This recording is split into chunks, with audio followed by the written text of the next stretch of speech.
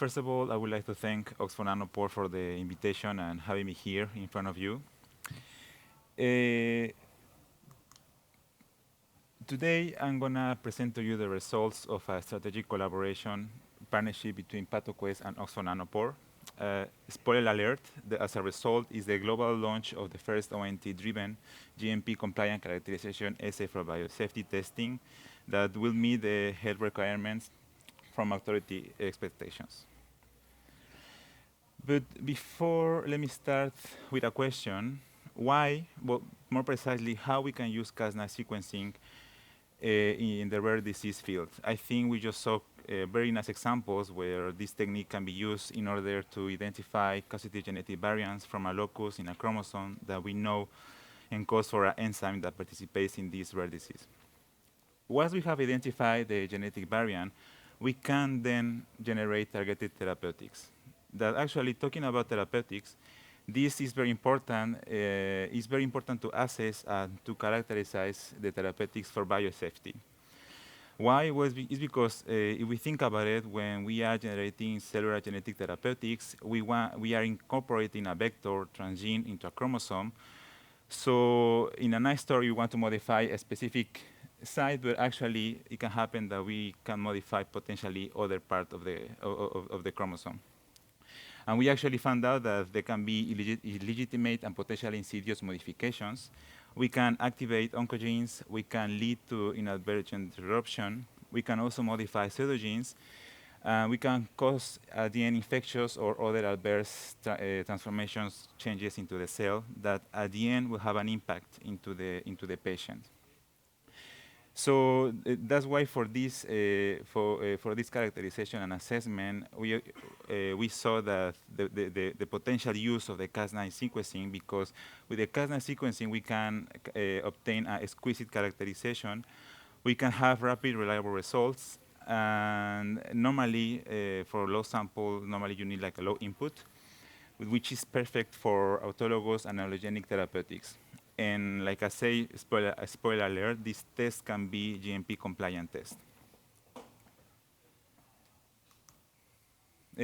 I think everyone in this building, we can agree that the best company that can facilitate the access to this technology is Oxford Nanopore, because nanopore sequencing is a great alternative for traditional test strategies and methodologies. And actually, that's what one of the main reasons for PathoQuest established this strategic partnership. And also, we observed that the potential of this technology, that we can have different modalities, that we can use the Cas9 sequencing to test cell lines that produce monoclonal antibodies, recombinant proteins, cell and gene therapeutics, and also cultivated meat. That inside these modalities, we can have different applications. We can help to select the perfect clone, to characterize the cell line, to evaluate the genetic stability, and to help testing for the load resist. And then you may be asking, okay, but which are the outputs that we can obtain from this technology? We can obtain the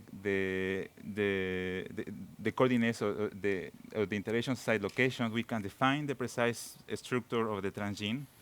We can also verify its integrity, and we can actually identify, thanks to the long sequencing, long read sequencing, we can observe if this transgene has been inserted partially or in a concatenary way.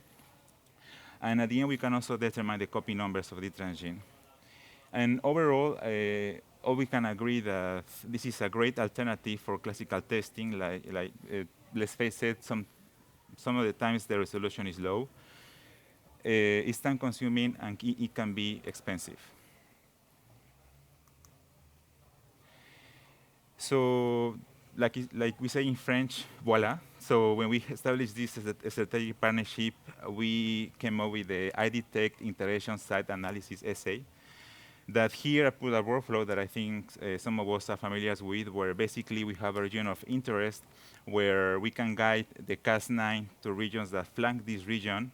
We ligate the adapters that are bounded to motor proteins, and we enrich for that complex and we sequence it. in PathoQuest, we had developed this technique using as a proof of concept the CHO cell line from the monoclonal antibody world. But if we put this technology in a context, we can actually test this same method, but in different system. Because basically what we are doing in PathoQuest is 2 rounds of sequencing.